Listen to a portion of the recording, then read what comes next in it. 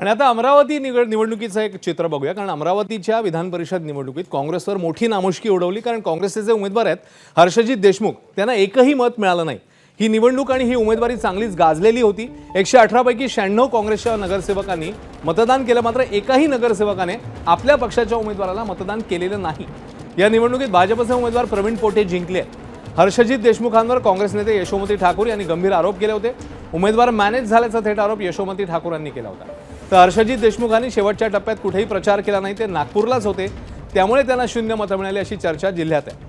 दुसरीकडे MIMची 16 मतं देखील भाजपचे उमेदवार प्रवीण पोटे यांना मिळाल्याची चर्चा राजकीय वर्तुळात पाहायला मिळते. नगरसेवक आहे, वंचितच्या उमेदवाराला मात्र 31 मतं मिळाले, तर ते कुठून आले असं काय वाटतं? आता तसं एकदम स्पष्ट सांगता येणार नाही, पण इनडायरेक्टली जर आपण पाहिलं तर वंचितचे जे आहेत ते आहे 4 आहेत आणि 27 असे 31 होतात. आता त्याचे फोड आपण कशी करायचे आता.